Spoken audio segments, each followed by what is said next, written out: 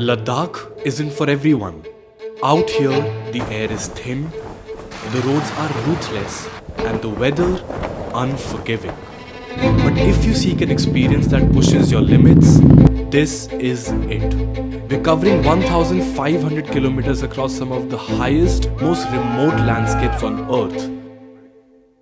Crossing rivers, deserts, and glaciers.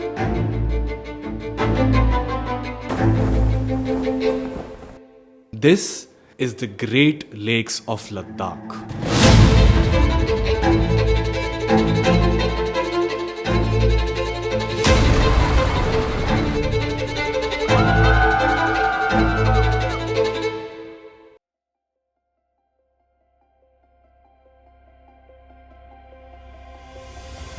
Morning in Manali is crisp, softer somehow. A little colder, but nothing like what's ahead. Today, we have the day to ourselves. A visit to Hidimba temple, a short trek to shake off the stiffness, then a quiet afternoon in old Manali. Rest up, because tomorrow, the mountains take over.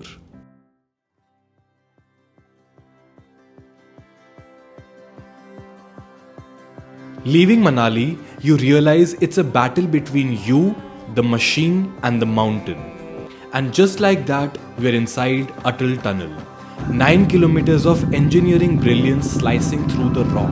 And suddenly, you're staring at two lakes so blue, they don't even look real. Deepak, a mirror so still, it feels like reality split in half. And Suraj, glowing like liquid sapphire. After a stop here, admiring the beauty, the silence, the wind breezing against your ears, we head to Sarchu. The altitude starts creeping in as we climb towards Baralacha. Sarchu awaits at 14,000 feet. No network, no distractions. Just you, the cold, and some new friends. Ladakh's first test has begun.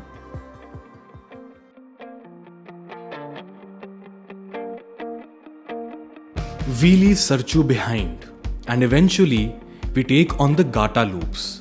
21 hairpin bends at 4,669 meters. And just when you think Ladakh has given you enough, it throws Mure plains at you. A straight road stretching endlessly. But soon the terrain changes, and it becomes something else entirely. Until suddenly a lake appears. Sokar. The ground looks frost-dusted, but it's salt, left behind by the saline waters.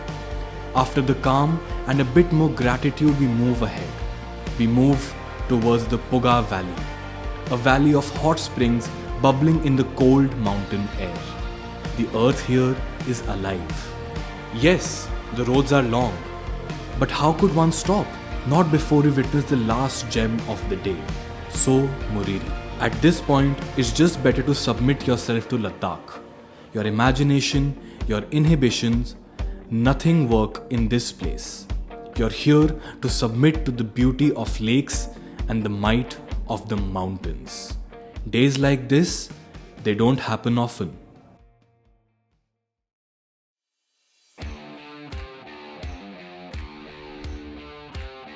Today, we take one of Ladakh's most offbeat routes, witnessing 3 hidden lakes. First, Kyagar, a mirror-like reflection of the Himalayas. No noise, no tourists, just stillness. Next up, Yaya. This one's different, darker, moodier, surrounded by peaks that look straight out of another planet. Finally, Mirpal, so vividly blue, it stops you mid-sentence. You don't even realize you're smiling until someone points it out. That's the thing about Ladakh. You think you've seen it all, and then it throws something like this at you. Then comes the real challenge, Kaksangla Pass. Steep, rugged, relentless. But the view, worth it. And then we start the descent, and suddenly, there it is, Pangong. That first glimpse never gets old. It's not just a lake, it's a mood shift. A stretch of blue shifting with the light, almost alive. By the time we reach our stay for the night, the exhaustion is just right. Today, was one for the books.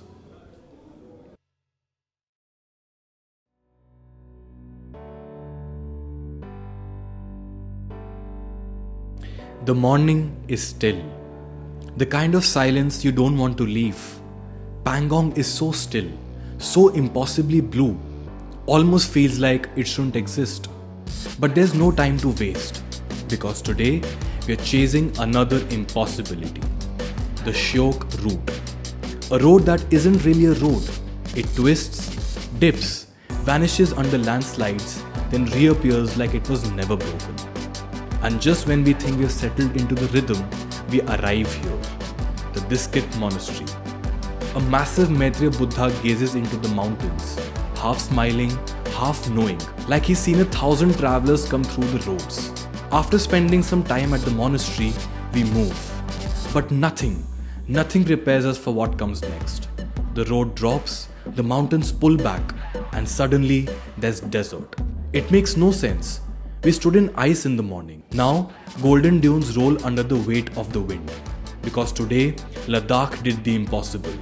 It showed us something we weren't prepared to believe.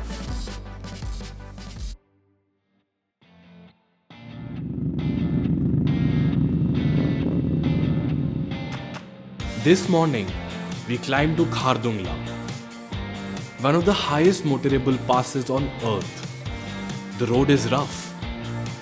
At some turns, the view is enough to make you stop and take it all in. Peaks stretch endlessly, prayer flags whisper in the wind, and then the descent. Leh isn't far, but after days in the wild, it feels like another planet. Now, it feels foreign. Lying in bed that night, one thought lingers. How do you go back to normal after this?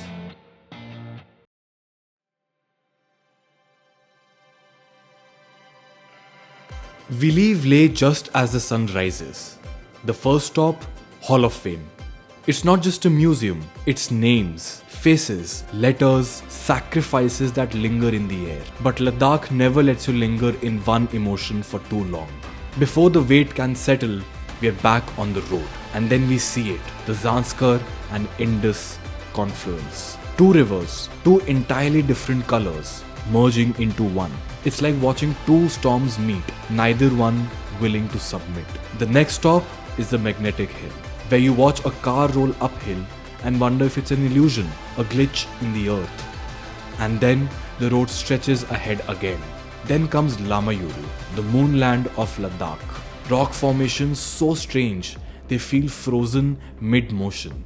By the time we roll into Kargil, the mind is still stuck somewhere on the road behind us.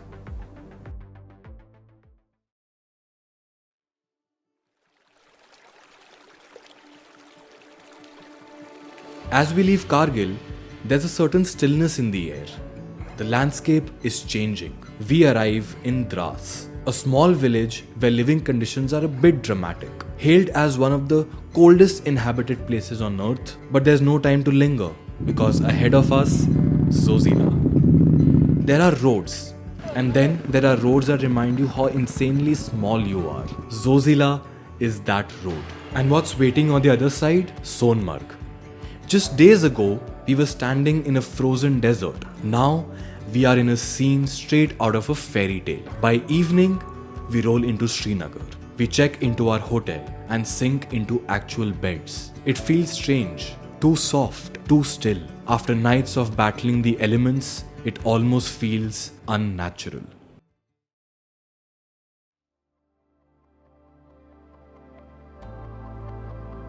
You wake up, check out, sip on breakfast, but everything feels different.